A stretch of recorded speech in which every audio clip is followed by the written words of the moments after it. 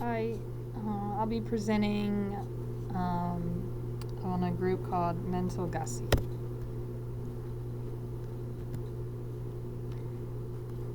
The group is actually a trio.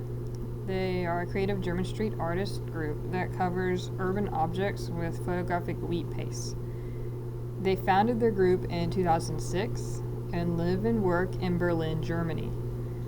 The trio's friendship began all the way back, and they were graffiti writers.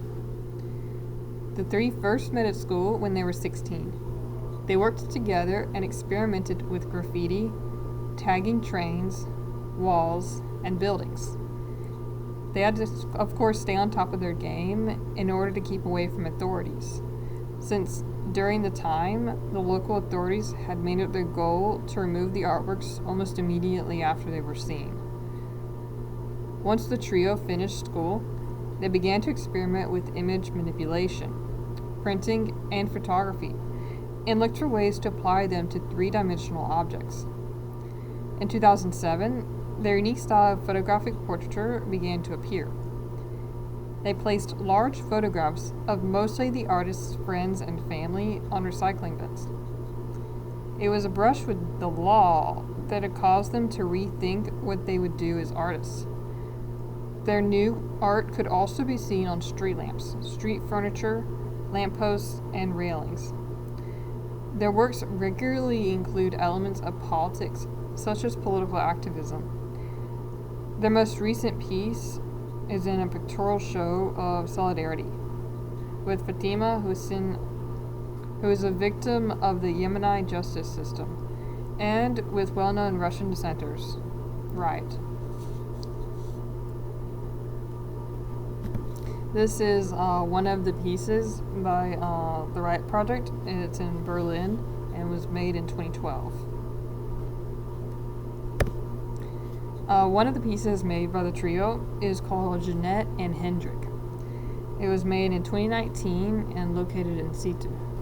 Its height is 10 meters. It was made of paper on metal. The trio explores the use of trompe l'oeil photography, which is where you see what your mind tells you to see, not what is actually there. But this is a piece that also shows a new and more humorous side to their work when they pasted these grimacing faces of members of the World Heritage Team on an industrial architecture of the Ironworks. This is the piece itself.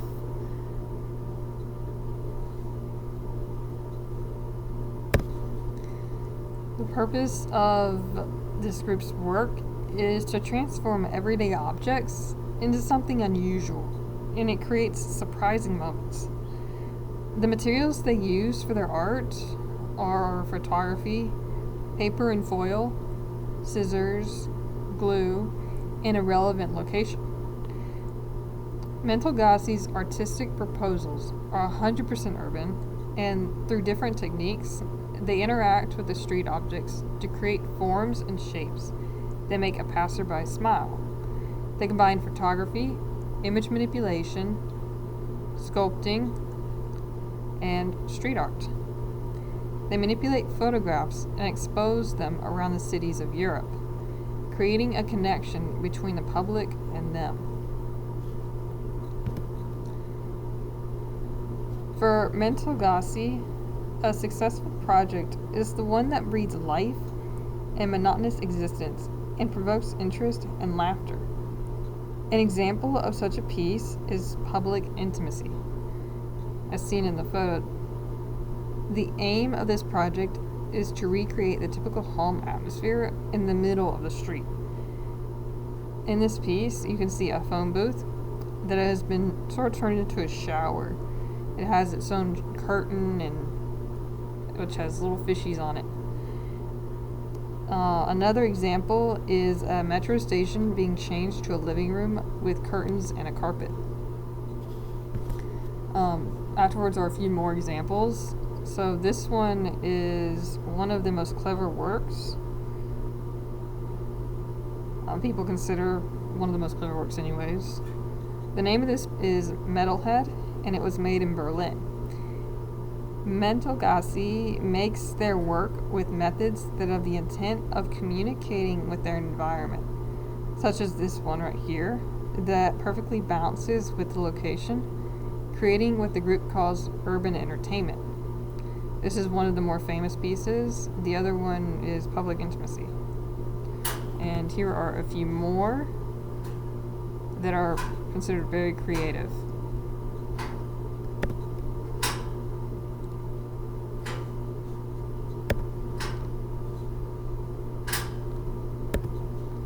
The final piece I would like to mention is Making the Invisible Visible.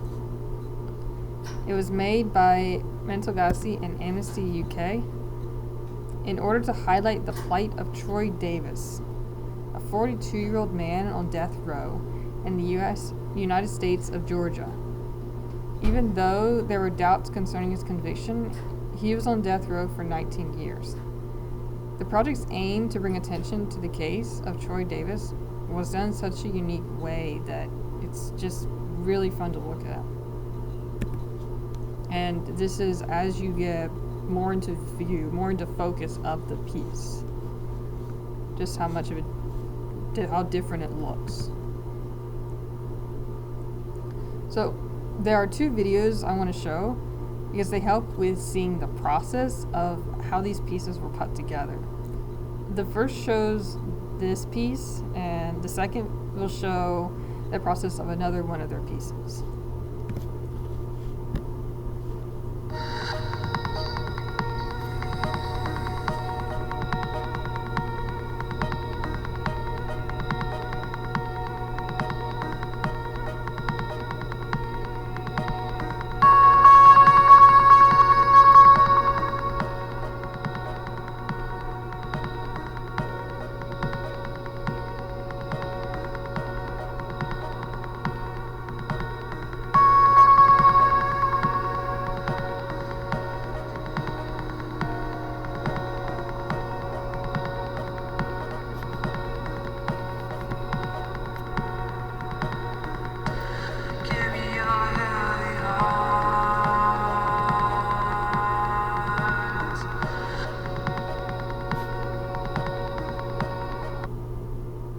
And here's the second video.